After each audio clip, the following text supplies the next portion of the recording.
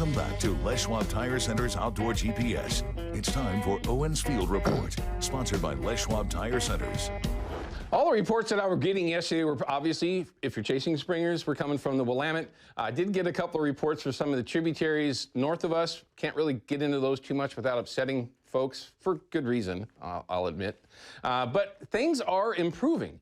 Now, the Willamette, again, was just pretty much distributed throughout the river, although there were sections that were extremely busy, Oregon City being one of them, and not a great bite up there, and that can happen sometimes when you have a lot of boats, where it can really just turn things over and freak the fish out when the water's not very deep in particular. But throughout the whole system was getting reports of fish getting caught. So understanding, of course, that each area is very different until you get down past that Selwood area into the city, where it is more of that deep water troll, much like we were talking with Steve Kuhn yesterday from In the Zone Guide Service. Deep water 360s now have pretty much taken over that fishery down there until you get back down into the channel, where we just got that report from Richard. It's going to be dragging the bottom, or at least relatively close, with fish flash and herring. So all these areas are a little bit different in how you'll actually go after them, which is a good thing. It just means that the fish are distributed throughout the whole river. And at 52 degrees still, these fish aren't going to be thinking, get over the falls, get over the falls.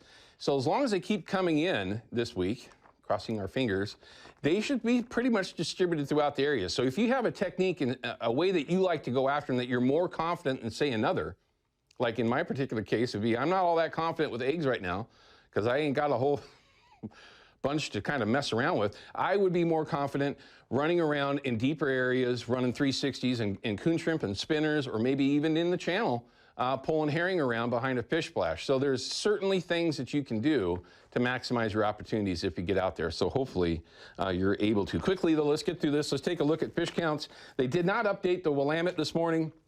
They did update Bonneville, so only 613 over the falls, but yesterday 603 went over, so we're gradually working up. We're not going to put the 10-year up, but if you were to take a look at the 10-year average, it's actually between the 10-year and last year. It's actually a little bit of a bump comparative to last year. Now, I know last week Bill Monroe Jr. had mentioned that it's slim to none as far as an opportunity to open it back up below Bonneville, but it gives us a little bit of hope, because they did open it up again last year, that we're slightly ahead of schedule as opposed to last year. So maybe that'll happen. I'm hoping that it does, because I would really like to eat one. I'm being selfish. All right, let's take a look at the river levels real quick, just to give you an idea. The tides are definitely starting to stack up again, getting a little bit taller. We will end up showing you the Columbia, although it is at Vancouver, not really relevant, but the clarity here on the Willamette's down into the 2s. Very, very clear overall. You really are going to kind of have to keep that in mind on how you're going to go after them. Columbia, again, this is at Vancouver, just showing consistency in what that forecast is, and the clarity, much like mentioned yesterday, did go out because there's snow melt and other reasons for these rivers to get dirty up above Bonneville, which will change that turbidity. All right, also, you want to have the right stuff in order to be successful, and one of the ways that you can do it cheaply and basically for free is to send an email to Jason over there at Procure and enter yourself in to win a weekly prize pack, which this is a real thing. Everyone, now should we take Mark's call before we go to Katie, or go ahead? All right, let's go ahead and talk to Katie Sunika and find out what this weather is going to do. It looks like it's going to be beautiful. It doesn't look like things changed much since yesterday's forecast, but there's some rain in that forecast toward the end of the week. There is, and I think the main change that could come our way is just the timing of those showers and how that upper atmosphere decides it wants to behave as we go through the middle of the week. But we're looking at several days in a row that will be something like this, just a bit warmer first before we transition into some cooler weather. For today, still a chance for a few showers. It's just mainly right through here. So this northwest corner of the state, you can see some up into here, that northern part of the coast right through there. But when you go to about 205, Wilsonville and south, and then anything to the east of 205, you really don't see much. Of course, a shower or two could meander over. That's just the nature of the weather.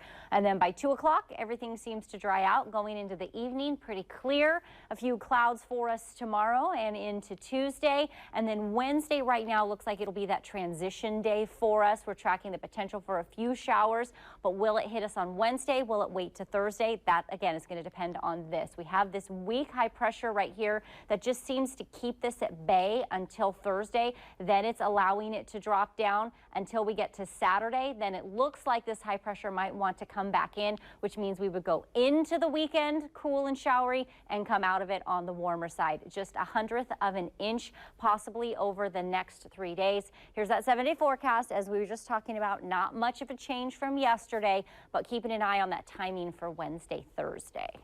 I can tell you what the forecast did for me. It kept me from washing my truck yesterday. Well, and my husband wanted to wash our car, but the pollen, he was just like, oh, I better not. And then the showers and then the pollen. And he's like, that's a good thing I didn't wash it. Absolutely. Because this thing that I'm, my Chevy Silverado, it's huge. It's a commitment to get it washed. I don't want I would wait, maybe this afternoon. Katie, thank you as always. Have a great week, okay? All right, let's go ahead and take Mark from Milwaukee's call. He's got a comment about the Meldrum Bar parking situation. What's going on there, Mark? Hey, I went to go plunk this morning. It's kind of hard not to be able to plunk there because he's got clients from all these other guys, these guides, and they're parking right there on the bank. Why don't they park somewhere in the overfill? Or even there's guys that go and they launch at Meldrum and pick their clients up at Clackamas Park. It's kind of hard for somebody who, I have bad knees, so I can't just walk anywhere. Mm-hmm. So, it's kind of hard to be able to go fishing if you got people blocking the banks right there at Meldrum. Mark, that's actually a very, very good point.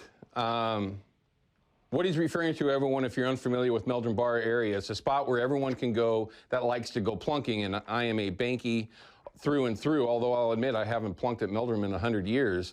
But it's an area where you can park and then fish right there where your vehicle is, right? That's the whole point of that Meldrum Bar spot for the folks that do go plunking there on a regular basis. And it's extremely popular for a reason.